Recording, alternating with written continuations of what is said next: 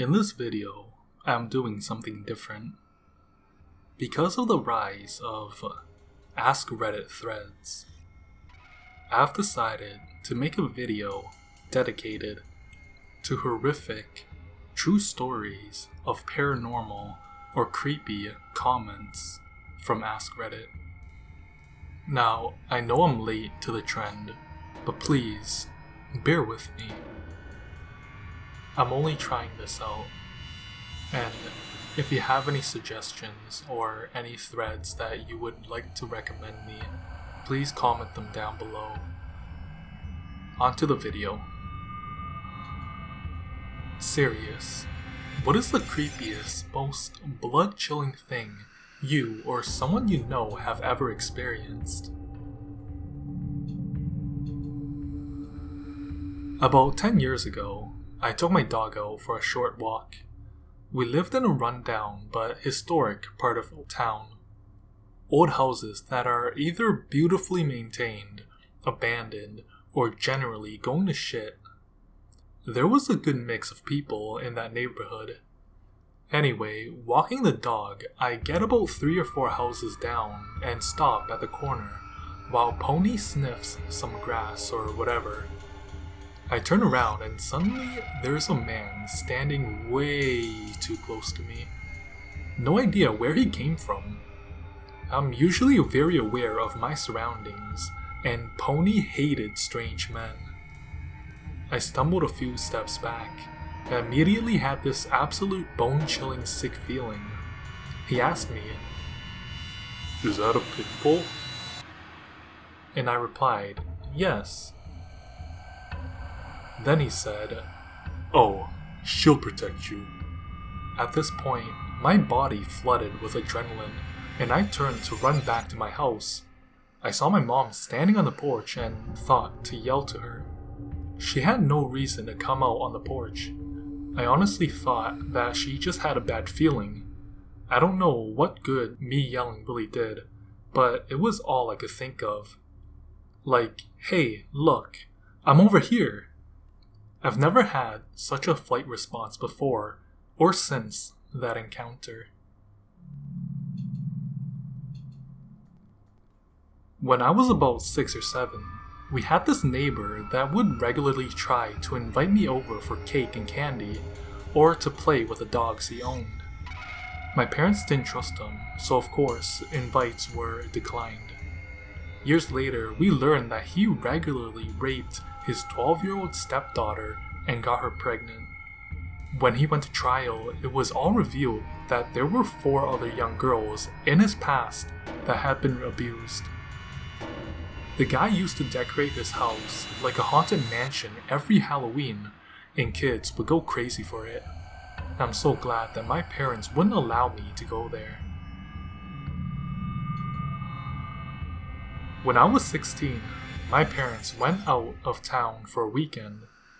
It was actually pretty sweet because I got to be king of the castle for the weekend. So I get home that Friday night and just dick around, internet, video games, etc., and started watching TV around dusk.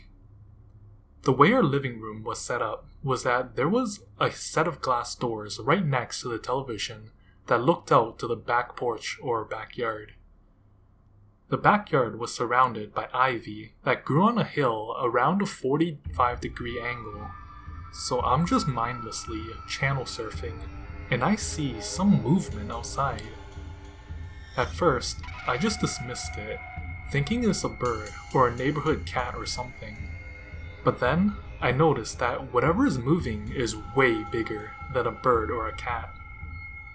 I go and put my face near the glass and stare into the backyard. And there's some dude just crouching in the ivy looking into my house. Our eyes met, and he has somewhat of an "oh shit" moment and bolts out of our yard. Scared the shit out of me.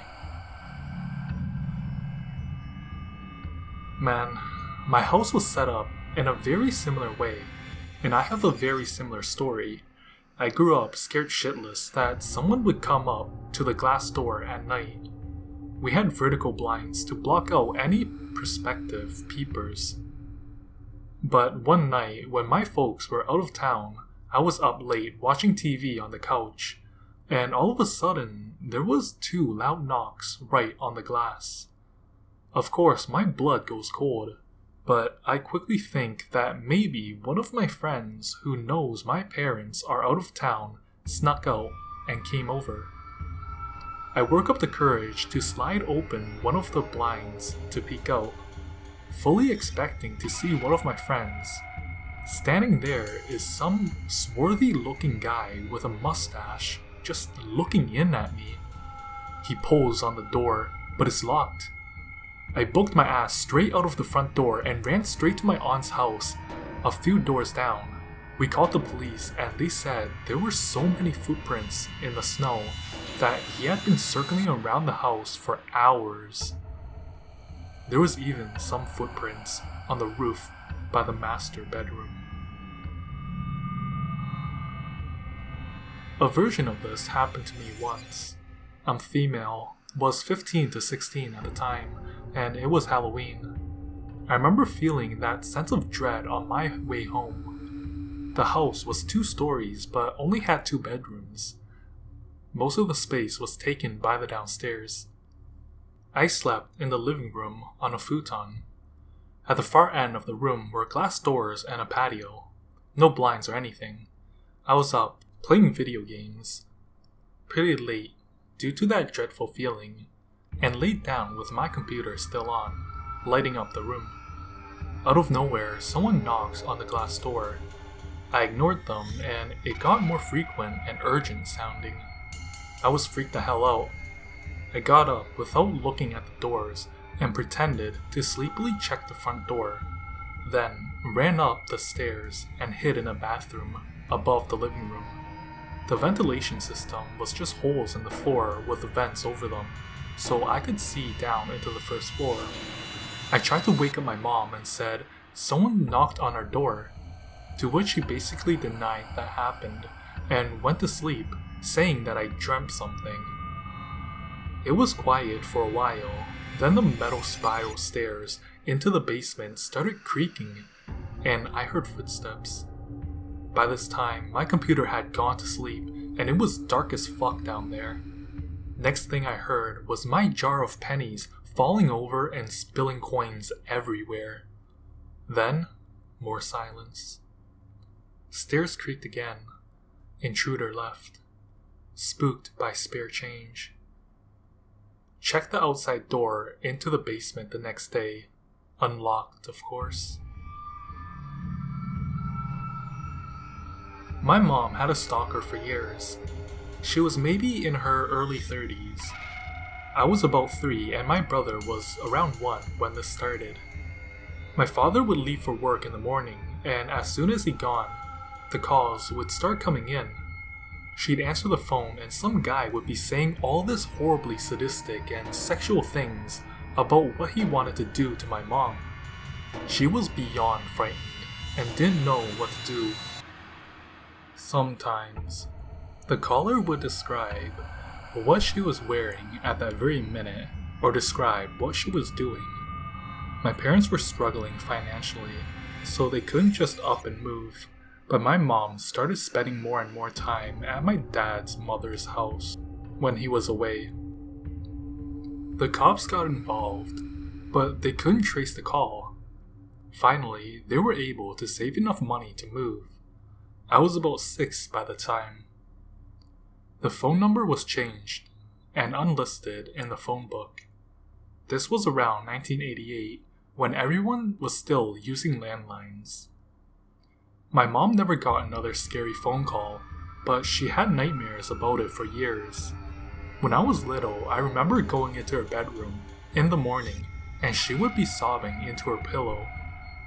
I didn't understand it at that point, but she explained later in life that she'd wake up from a nightmare and just shake and cry. A couple of months after we had moved, the cops informed us that they finally caught the guy. It was our next door neighbor's 19-year-old son. He had been in the military but was discharged due to severe mental illness. I guess he was put into some sort of special security home that specializes in mental health. The lead investigator said that the son was obsessed with my mother, and they found a box in his room full of a bunch of photographs, candidly taken, of when she was out in the garden or playing with us kids in the yard. It chills me to the bone when I think about it now. Anything could have happened to my mother when my dad was at work, and I'd be too young to help her. On April 18th of this year, I came home from work and began working on some homework. After 30 minutes of homework, my aunt entered my mother's bedroom and began screaming hysterically, ordering me to call 911. Once I was on the line with the operator, she asked what the nature of my emergency was. I didn't quite know, so I entered my mother's bedroom to find her dead of a heart attack and laying face down on the floor, wedged between her nightstand and her bed. The operator dispatched the paramedics and instructed me on how to perform CPR. In order to do so, I had to flip my mother onto her back. When I grabbed my mother's cold, lifeless arm, I realized that she couldn't be moved, as she was wedged firmly between her bed and her nightstand, and rigor mortis had already set in. I was unable to flip her over, and I had never seen or touched a dead body before. After the paramedics came and told me that nothing could be done, the medical examiner informed my family that she couldn't be seen as she had been laying on her face for so long. It is assumed by my family that she had hit her head on the way down as her dentures were on the floor beside her. The combination of her head trauma and the fact that she had been dead for many hours had rendered her unviewable, as deemed by the officer from the medical examiner's office. To answer your question, the sight and feeling of my mother's deceased body is the most chilling thing that I have ever seen. Her memorial is this Sunday. Edit. I really appreciate the condolences and heartfelt messages you've sent me. I'm proud to have a great support network outside of the internet, full of people who have put themselves out there for me. I just started my move into my new home and will be sleeping there for the second time tonight. My new home is a spare bedroom of an old music teacher of mine. After his daughter and grandson moved out, I've been fortunate enough to be offered a room free of charge to live in. This is an amazing opportunity, especially for a college student whose job only offers 20 hours a week. I hope only to be able to repay him for what he and his wife have done for me. I've got one. In college, I worked security for extra money. One of my regular assignments was the overnight shift as a metal fabrication factory. One of the primary reasons I was there was to ensure that no one broke in to steal all of the valuable metal that was stocked on site, which was an occasional problem. That, in turn, involved checking the perimeter fence for damage at least once a shift. That couldn't be done effectively by camera. It instead required physically walking the fence. So it was that one night I was walking the perimeter fence in the middle of a thunderstorm. My attention was on the beam of my flashlight illuminating the fence as I walked past. So I wasn't really focused on where I was walking, despite walking through grass that was a bit over my waist. Apparently, I just stepped awkwardly onto a patch of particularly slick grass, or mud, as I was heading downhill, but before I knew what was happening, I had slid feet first into an open storm sewer. Some asshole had stolen the manhole cover recently, and the edges around the opening were wet with rain and mud thanks to the storm. Let me just take a moment to explain this storm sewer. First off, it was shaped just like an oubliette. If you're not familiar with what that is, Picture a concrete cell that is shaped like a jug. A small opening at the top with sides that slope inward to prevent someone from crawling out. In this case, the bottom was maybe 10 feet square, and the opening for the manhole was about twice the normal width in the center of the ceiling. There was no ladder attached, and the fall was maybe 20 feet down. At the bottom, the floor was sloped to form 2 trenches in the shape of a cross. There were sewer channels going off in 4 directions, but they were only maybe a foot wide across and were blocked with metal grates. At the bottom, there were debris, including a number of large broken pieces of rebar. There were several pieces that were pointing straight up. I definitely would have impaled myself on several jagged points of rusty metal had I hit the bottom. So, no way to escape, a long fall, and a probable disabling injury at the bottom. I somehow caught myself by hooking the edge of the opening on my elbow as I fell in. I dropped my flashlight to the bottom of the pit before I stopped my momentum, so I had a great view of all the broken rebar below me, while I was struggling to escape. As I tried to get another handhold, my cell phone skipped out of my pocket and hit the bottom. It felt like forever before I somehow pulled myself out of that opening. I don't doubt adrenaline gave me a considerable boost of strength, but even so, I nearly lost my hold on the edge 3 times before I managed to scramble out. I was kinda just jerking my knees towards the opening and jumping a couple inches thanks to the momentum. My free hand kept scrambling for something solid to grab, but I never really found anything. I'm honestly not sure how exactly I pulled myself out just using the surface tension between the mud and concrete in my hands and forearm. It felt like a miracle. All I could think of after I pulled myself out was how I wasn't due to be relieved for another 7 hours.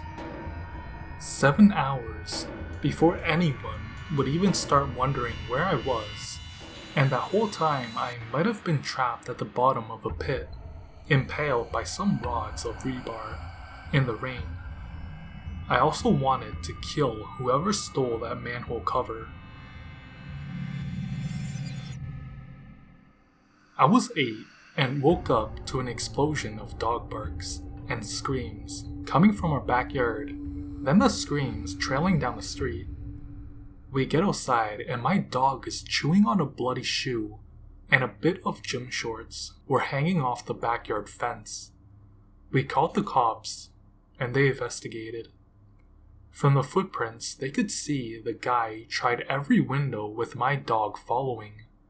When he got to mine, my dog went full attack mode.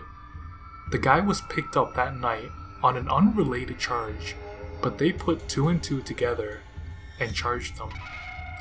My dog allowed them to collect the gym shorts, but that shoe was his.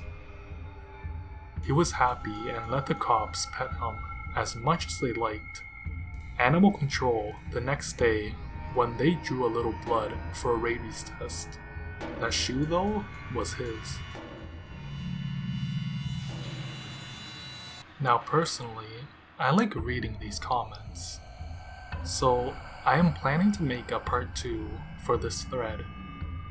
But nonetheless, I would really appreciate it if you drop the comment down below and let me know your thoughts about the video. Should I make more of these? Should this become a weekly or monthly thing? Should there be a series of this? What can I do?